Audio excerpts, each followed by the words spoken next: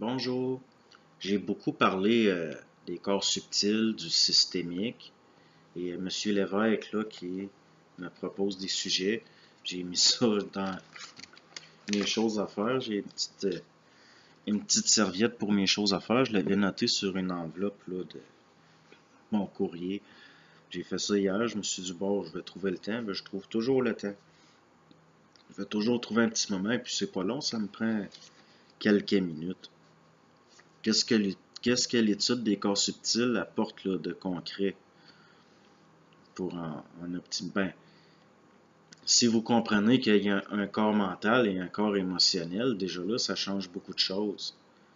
Au sens où il y a des gens, par exemple, qui vont être transportés par leurs émotions parce qu'ils ne sont pas centrés, qu'ils ne s'habitent pas. Donc, ça se répand à l'extérieur et souvent d'une façon inutile. Il y a des dames là, et même des hommes qui vont pleurer, faire des drames pour des riens. Vous avez des hommes et même des femmes qui vont faire des colères là, et tout casser absolument pour rien. C'est parce que il y a un désajustement, il y a un désalignement entre le corps mental et le corps émotionnel. Ils ne sont pas centriques parce que il est supposé avoir un alignement qui fait que une structure va être soumise à l'autre. Sinon, c'est les forces montantes là, qui ne sont pas sous le contrôle des forces descendantes, si on peut dire. Il faut qu'il y ait une hiérarchie bien ordonnée au sens d'une structure harmonieuse. Donc, c'en est ça du systémique. Peut-on l'optimiser pour être mieux dans notre peau? Oui, ça va de soi. Ça va de soi. Si vous êtes centrique, vous vous habitez plus, vous avez plus de présence et vous ne serez pas charrié par l'émotivité, là, par exemple. Je prends le corps mental et le corps émotionnel comme exemple parce que ce sont les plus évidents, là. Donc, puis c'est un peu comme si vous avez une voiture et que vous ne vous en servez jamais, que vous ne la connaissez pas, que vous n'avez jamais observé, vous ne vous êtes pas observé en la conduisant non plus, il n'y a pas de présence, il n'y a pas d'observation active, ben vous serez mal à l'aise là dans votre voiture pour la conduire. Donc, il y a un parallèle à faire, là, être bien ou pas dans sa peau. Mais quelqu'un qui est bien dans sa peau ne pense pas à ça. Il ne va pas penser à être mieux dans sa peau parce que ça va de soi. C'est comme quelqu'un qui est en bonne santé il ne va pas nécessairement toujours penser à comment être en meilleure santé. Et puis, avec le temps, c'est là que le mental réflectif en dit long. Et plus une personne est ajustée, plus elle est centrique et moins elle va réfléchir à ce niveau-là. Elle va être dans une observation active et avoir de la présence. Donc, comme les gens là, qui parlent et qui clignent des yeux à chaque mot, ça, c'en est un manque de présence. C'est un manque de présence au sens où il y a des structures liées à des réflexes et qui ont le dessus. La personne ne s'habite pas, elle n'est pas centrique ou s'habite mal. C'est un peu comme si vous vous répandez autour de vous et puis ça se voit, là. Quelqu'un qui a un regard exercé va le voir. Donc, ça peut être dangereux au sens si vous passez une entrevue pour un emploi et que vous n'avez l'air de ne pas vous contenir, vous n'avez pas de contenance. Moi, être la personne qui passe l'entrevue, je n'engagerai pas quelqu'un là, comme ça. Puis je ne suis pas tout seul là, comme ça. Donc, ça peut être extrêmement utile, là, c'est très pragmatique. L'impact de l'intégration du systémique dans leur fonctionnement, oui, il y a un impact, comme je vous dis, si vous comprenez que le corps émotionnel est censé être juxtaposé sous le corps mental et qui est censé avoir, que vous n'êtes pas censé être transporté par vos émotions au, jusqu'à un niveau où vous ne vous habitez plus, oui, ça a un impact.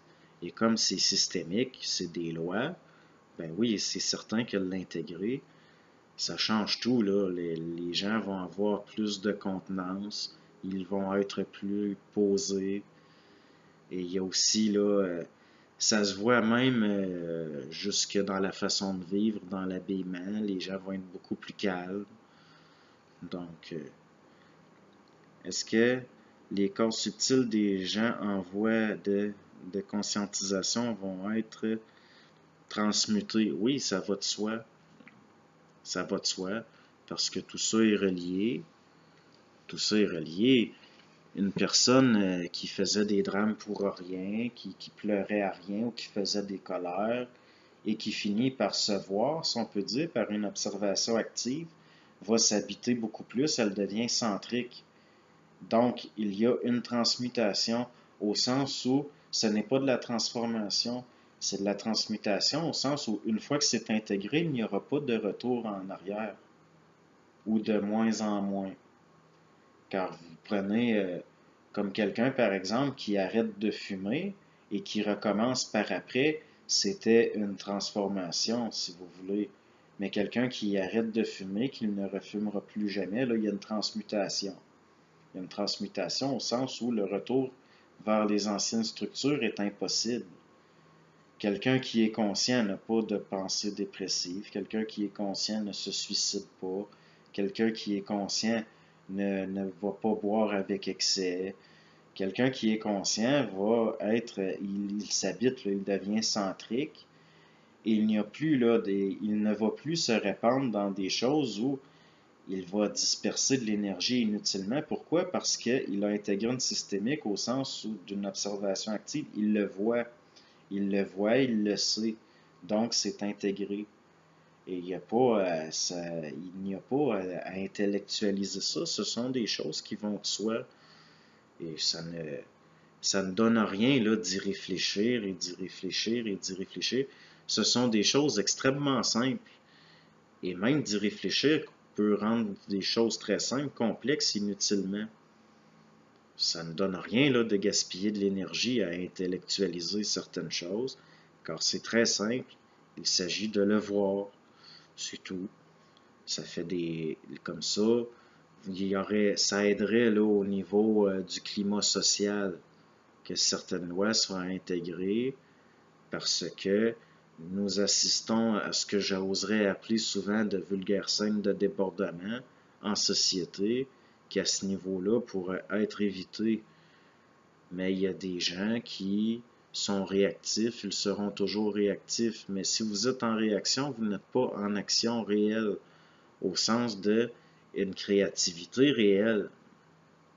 À ce moment-là, la personne n'est pas le créateur de sa propre voix. Si on parle d'une voix de conscientisation, elle est une créature du systémique, parce qu'il n'est pas intégré. Donc, je pense que ça fait quand même le tour là, assez rapidement. Je pourrais en parler plus, mais je trouve que c'est quand même bien là. Pas besoin d'en parler nécessairement plus longuement. Parce que des fois, c'est mieux là, d'être très clair et d'aller tout de suite à ce qui est le plus évident. Que donc, bonne journée.